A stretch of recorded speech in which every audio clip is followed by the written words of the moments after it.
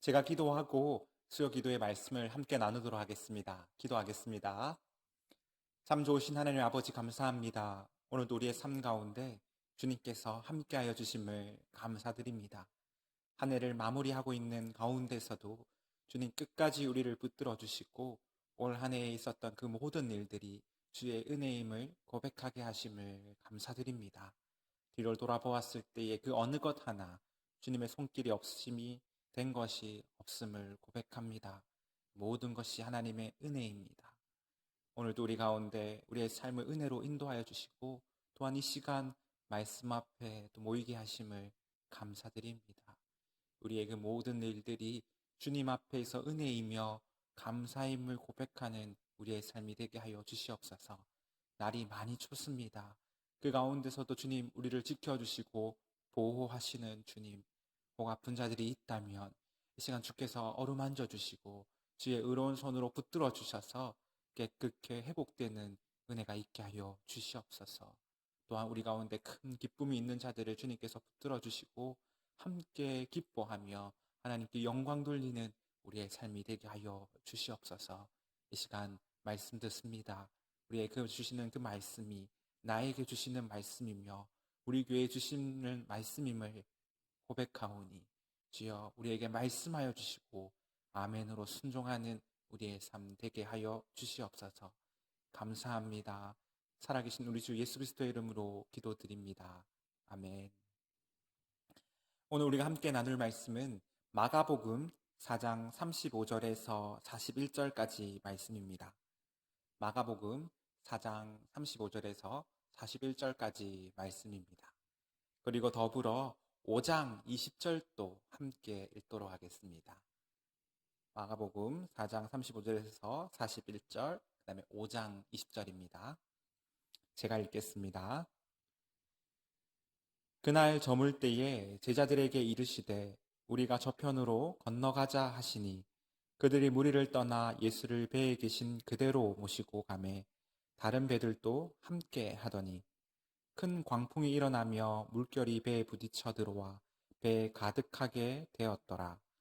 예수께서는 고물에서 베개를 베고 주무시더니 제자들이 깨우며 이르되 선생님이여 우리가 죽게 된 것을 돌보지 아니하시나이까 하니 예수께서 깨어 바람을 꾸짖으시며 바다더러 이르시되 잠잠하라 고요하라 하시니 바람이 그치고 아주 잔잔하여 지더라. 이에 제자들이 이르되 어찌하여 이렇게 무서워하느냐 너희가 어찌 믿음이 없느냐 하시니 그들이 심히 두려워하여 서로 말하되 그가 누구이기에 바람과 바다도 순종하는가 하였더라. 5장 20절입니다. 그가 가서 예수께서 자기에게 어떻게 큰 일을 행하셨는지를 데가볼리에 전파하니 모든 사람이 놀랍게 여기더라. 아멘.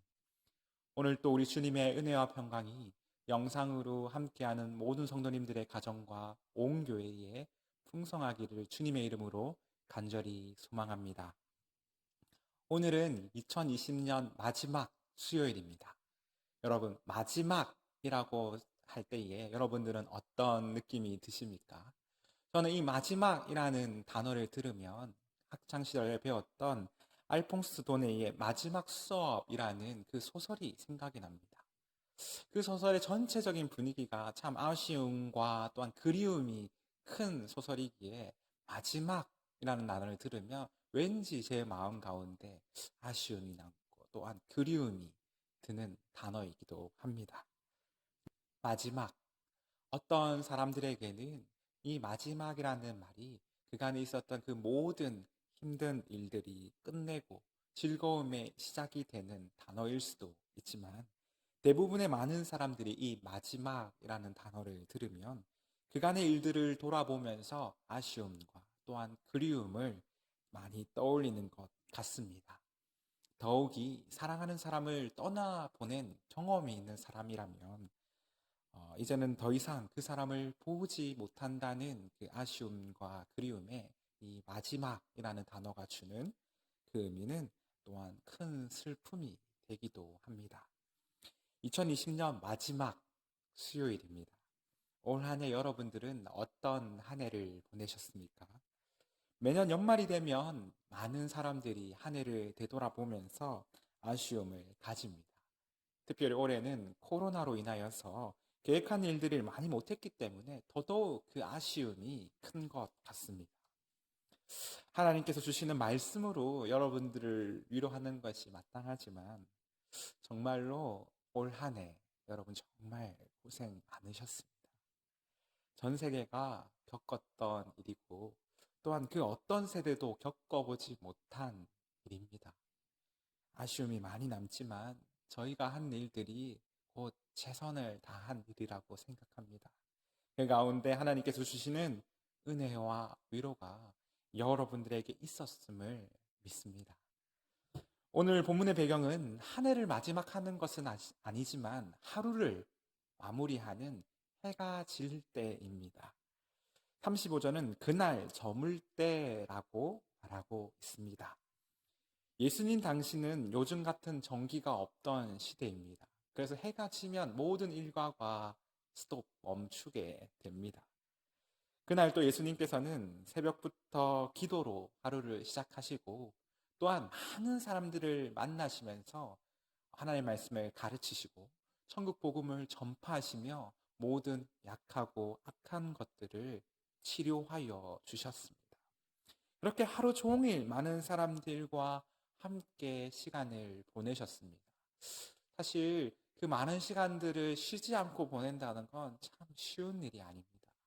그것도 하루 이틀이 아니라 예수님께서 사역하셨던 그 공생의 모든 기간 예수님께서는 그렇게 사역하셨습니다.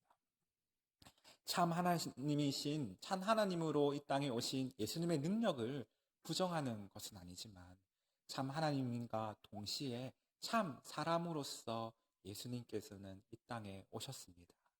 그렇기에 우리와 같은 피곤함과 지치는 것을 경험하셨습니다. 느끼셨습니다. 그래서 오늘 예수님께서는 피곤하셔서 고물에서 베개를 베고 주무셨다라고 기록하고 있습니다. 고물이라는 부분을 찾아보니까 배의 끝부분을 얘기하더라고요. 배의 끝부분은 특별히 배를 타보신 분은 아시겠지만 많이 흔들립니다. 어찌나 피곤하셨던지 배 뒷부분에 배가 많이 흔들리는 곳에서도 예수님은 주무셨습니다. 더욱이 오늘 본문을 보면 광풍이 많이 불었는데 그 가운데 제자들이 얼마나 위급한 상황이었겠습니까?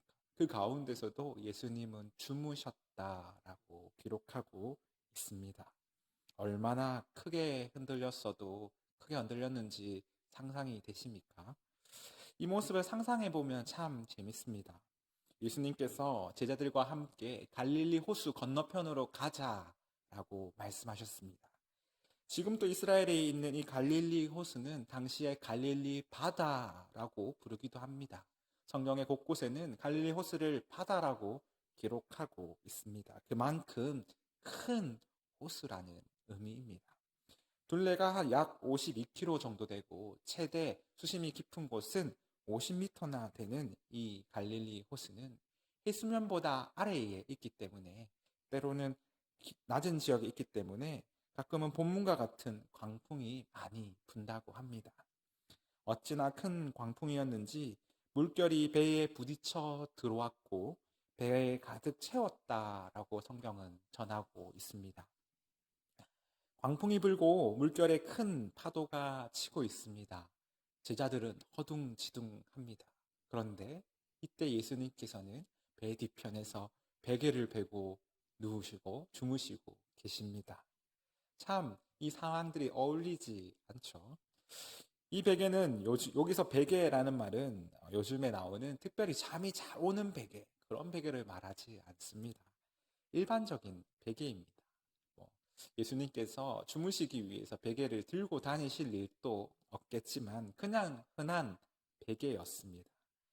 그러나 예수님의 공생애 동안 새벽부터 시작된 그 모든 사역들이 얼마나 피곤하고 힘이 드셨는지 예수님께서는 그 배 가운데서도 주무셨습니다. 예수님께서 가시는 곳곳마다 많은 사람들이 몰렸습니다.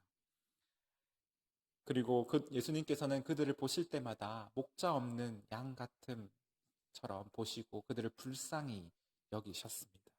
뿐만 아니라 밤에도 많은 사람들이 예수님을 찾아왔습니다. 그렇게 하루를 마무리하면 그 다음날 또 새벽 해가 뜨기 전에 일어나셔서 기도하시고 하루를 시작하셨습니다. 그래서 예수님은 흔들리는 배 안에서도 깊은 잠에 들 수밖에 없었던 것 같습니다. 제자들 중에서는 어부 출신들도 많이 있었지만 제자들은 더 이상 자신들이 할 수 없음을 알게 된 후에 깨닫고 예수님을 깨웁니다. 예수님, 우리가 다 죽게 되었습니다. 우리를 돌보아 주시옵소서. 오늘 본문의 이야기만 본다면 이 사건은 예수님이 어떤 분이신지를 분명히 알려주는 사건으로 끝이 납니다. 예수님께서는 바람을 꾸짖으시고 바다더러 잠잠하라 이르시니 바람이 그치고 아주 잠잠하여졌습니다. 오늘 본문의 이 사건을 통하여서 제자들이 서로 얘기합니다. 그가 누구이시기에 바람도 바다도 순종하는가? 이를 통하여서 예수님은 온 만물의 주인 되시며 바람도 바다도 순종케 하시는 분이심을 우리에게 전하고 있습니다. 사랑하는 성도 여러분, 예수님께서는 만왕의 왕이십니다. 만왕의 왕 되신 예수님 앞에 모든 만물은 순종합니다. 우리 주님만이 참된 메시아시며 위대한 왕이시며 만물의 주인 되심을 오늘 본문의 말씀은 우리에게 전하고 있습니다. 그렇기에 손에 잡히지 않는 바람도 출렁이는 파도도 그 모든 것이 주님 앞에서 순종합니다. 우리가 믿고 따르며 우리와 함께 하시는 그 예수님은 이러한 분이십니다. 우리를 사랑하사 이 땅에 오신 주님은 말씀이 육신이 되셔서 우리 가운데 거하시는 하나님이십니다. 예수님은 자기 백성을 구원할 자 메시아이시며 세상에서 가장 위대한 왕으로 이 땅에 오셨습니다. 하지만 그 예수님은 온유함과 겸손하심으로 제자들과 수많은 사람들을 사랑으로 섬기셨던 왕입니다. 몸이 피곤하고 출렁이는 파도 가운데서도 잠이 들 정도로 그 육신이 피곤하였지만 그 일을 쉬지 아니하시고 열심히 최선을 다하셨던 분이 바로 우리 예수님이십니다. 사람은 인기가 높아지고 또 많은 사람들이 찾으면 자기도 모르게 으쓱해지고 교만해지기 마련입니다. 그러나 예수님께서는 항상 그 교만의 자리를 피하셨습니다. 기도로 늘 하나님께 엎드려 간구하셨고 이적과 기적을 행하실 때에 자신의 이름을 높이는 것이 아니라 사람들이 하나님을 찬양하도록 오직 하나님께만 영광이 되도록 하셨습니다. 그 예수님께서 해가 저물고 밤이 될 때에 배를 타고 바다를 건너가십니다. 집에 좀 쉬었다가 아니면 숙소에서 조금 시간이 지내시다가 날이 밝을 때에 가셔도 될 텐데 그토록 풍랑이 일어남에도 불구하고 예수님께서 가자고 하신 이유는 무엇일까요? 그 이유를 예수님께서는 직접 얘기하시지는 아니하셨지만 이어지는 5장의 말씀을 통하여서 우리는 예수님께서 왜 그 강풍을 뚫고 가시고자 하셨는지를 잘 알 수 있습니다. 오늘 본문의 말씀은 바다를 잠잠하게 하신 사건입니다. 이어지는 5장의 사건, 예수님께서 거라사 지방에 귀신 들린 사람을 고치신 사건입니다. 언뜻 보면 각각의 사건처럼 보이지만 이 두 사건은 서로 긴밀하게 연결되어 있습니다. 그렇기에 우리가 함께 살펴보면 아주 좋은 말씀입니다. 광풍을 뚫고 건너편에 가신 예수님께서는 곧바로 한 사람을 찾아가십니다. 바로 고라사 지방에 사는 이 한 사람입니다. 이 사람은 더러운 귀신에 들린 사람이다라고 성경은 기록하고 있습니다. 그는 무덤 사이에 사는 사람이었습니다. 그가 얼마나 사나운 사람이었던지 쇠사슬로 사람들이 묶었지만은 그를 결코 결박할 수 없었습니다. 심지어 그 쇠사슬을 끊고 고랑도 깨트렸다라고 말합니다. 아주 힘이 셉니다. 제가 한번 귀신 들린 사람을 만난 적이 있습니다. 호리호리한 여자분이셨는데 세 사람의 건장한 남자가 붙잡음에도 불구하고 이리저리 흔들릴 만큼 무척 힘이 셌었습니다. 하물며 이 사람은 군대 귀신이 들린 사람입니다. 웬만한 사람들은 가까이 할 수도 없고 또한 손을 댈 수 없는 사람입니다. 주변에 많은 사람들이 그를 두려워하고 멀리 하였습니다. 또한 가까이 하는 사람도 또한 가까이 할 수도 없는 그 사람을 우리 주님께서는 가까이 찾아가셔서 그를 만나십니다. 그런 사람을 예수님은 찾아오셨습니다. 예수님은 오직 그 한 사람을 만나기 위하여서 이곳에 오셨다는 것을 우리는 말씀을 통해 잘 알 수 있습니다. 왜냐하면 예수님은 그 사람을 만나시고 그를 고치신 후에 다시 배에 오르시고 그곳을 떠나셨기 때문입니다. 상황이 너무나 좋지 않습니다. 광풍이 많이 불었고 귀신 들린 사람은 제정신이 아니었습니다.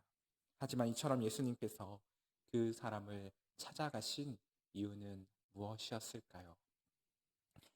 예수님께서는 이 세상 모든 만물이 순종하는 이 땅의 왕으로 오셨습니다. 우리를 구원하실 메시아시며 어떠한 것들도 주님 앞에서 순종할 수밖에 없습니다. 그러나 아직도 악한 마귀와 어둠의 죄악된 권세에 묶여서 고통받는 자들이 있었습니다. 그 한 영혼의 슬픔과 고통을 예수님께서는 보셨습니다. 진정한 왕이 등장하자마자 귀신들은 어쩔 줄 몰라 합니다. 결국 그들은 주를 피하여서 돼지 속으로 들어갑니다. 그리고 그 귀신 들린 사람은 나음을, 회복을 얻게 됩니다. 사랑하는 성도 여러분, 빛이 오면 어둠이 물러감과 같이 빛 대신 우리 주님이 어둠 가운데 있는 우리를 찾아오셨습니다. 우리를 결박하던 어둠이 이제는 물러갔고 우리에게 참된 자유가 주어졌습니다. 그것이 우리 주님께서 우리에게 주신 참된 자유입니다. 주님은 그 일을 미루거나 쉬지 않으십니다. 광풍을 잠잠케 하시며 아무도 가까이 하지 않는 그곳에 예수님께서는 찾아가셔서 그 한 사람을 만나주시고 그를 어둠에서 빛으로 인도하여 주셨습니다. 이와 같이 그 동일하신 주님께서 우리를 찾아오셨습니다. 그리고 우리를 어둠에서 빛 가운데로 건져내셨습니다. 너희가 전에는 어둠이더니 이제는 주 안에서 빛이라. 그 동일하신 주님께서 우리를 찾아오셨습니다. 그리고 반드시 다시 오실 것을 말씀하시며 그때 우리와 영원히 함께 하실 것을 약속하셨습니다. 세상은 다 변하고 세상의 끝이 온다 할지라도 우리가 결코 무너지지 않는 소망을 가질 수 있는 것은 주님께서 우리의 참된 소망이 되어주시기 때문입니다. 올 한 해 여러분들은 어떻게 보내셨습니까? 계획한 일들을 다 이루지 못했고 많은 것들이 할 수 없어서 아쉬움이 너무나 가득한 한 해였습니다.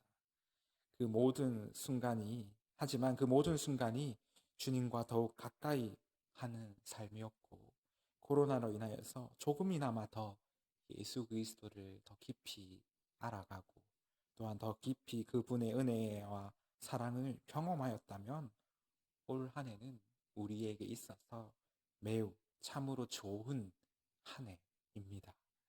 올 한 해 참 많이 힘드셨는데 그때 우리 주님이 어떻게 여러분들을 찾아오셨는지 그때마다 하나님께서 우리에게 어떤 은혜를 주셨는지를 한번 이 마지막 수요일에 되돌아보았으면 좋겠습니다. 그 날들을 돌아보며 그것이 우리에게 참 은혜였고 또한 감사였음을 고백하는 우리 교회가 되기를 원합니다. 귀신이 들렸다가 주님을 만난 사람은 그 이후에 어떻게 되었을까요? 그는 그동안 자신의 삶을 후회함으로 끝나는 것이 아니라 일어나 예수님께서 자신에게 행하였던 그 모든 일들을 많은 사람들에게 전합니다. 데가볼리라는 것은 10개의 도시라는 뜻을 가지고 있습니다. 그는 자신의 가족뿐만 아니라 마을 곳곳을 돌아다니며 예수님께서 그에게 행하신 그 모든 일들을 많은 사람들에게 전하였습니다. 그때에 모든 사람이 크게 놀라워하였다라고 성경은 기록합니다. 원어로 살펴볼 때 이 놀라다라는 뜻은 단순히 크게 놀라는 것으로 끝나는 것이 아니라 크게 놀라며 높이는 다는 뜻을 가지고 있습니다. 이를 우리로 표현하면 와 하고 끝나는 것이 아니라 와 정말 대단하다 라는 의미를 더하고 있다는 것입니다. 쉽게 말해서 그 가운데 놀랍고 찬양과 높임이 있다라는 뜻을 가집니다. 한 사람을 통해 수많은 사람들이 예수님의 이름을 높이며 찬양하였습니다. 올 한 해 우리를 찾아오셔서 소망을 주신 그 예수님의 이야기를 우리가 전할 때에 많은 사람들이 그 이야기를 듣고 놀라워하며 함께 하나님의 이름을 높였으면 좋겠습니다. 놀랍고 그 기쁜 소식이 성도님들의 가정과 또한 우리 교회와 많은 이웃들에게 전해질 때마다 우리 주 예수 그리스도의 이름이 또한 우리와 함께 하시는 삼위 하나님께 영광이 되며 높여드리는 큰 놀라움으로 나타나기를 간절히 원합니다. 그로 인하여서 예수님만이 우리의 소망이 되어주시고 우리의 참된 구원자 만왕의 왕이심을 높여 부르는 우리 한 사람 한 사람 우리의 가정, 우리 교회가 되기를 주님의 이름으로 간절히 소망합니다. 우리 시간 예수님께서 가르쳐 주신 기도로 마무리하고 함께 기도하도록 하겠습니다. 주기도문으로 기도하겠습니다. 하늘에 계신 우리 아버지, 아버지의 이름을 거룩하게 하시며 아버지의 나라가 오게 하시며 아버지의 뜻이 하늘에서와 같이 이 땅에서도 이루어지게 하소서. 오늘 우리에게 일용할 양식을 주시고 우리가 우리에게 잘못한 사람을 용서하여 준 것 같이 우리 죄를 용서하여 주시고 우리를 시험에 빠지지 않게 하시고 악에서 구하소서. 나라와 권능과 영광이 영원히 아버지의 것입니다. 아멘. 우리 시간 말씀을 기억하면서 또한 한 해를 돌아보면서 우리 함께 기도하도록 하겠습니다.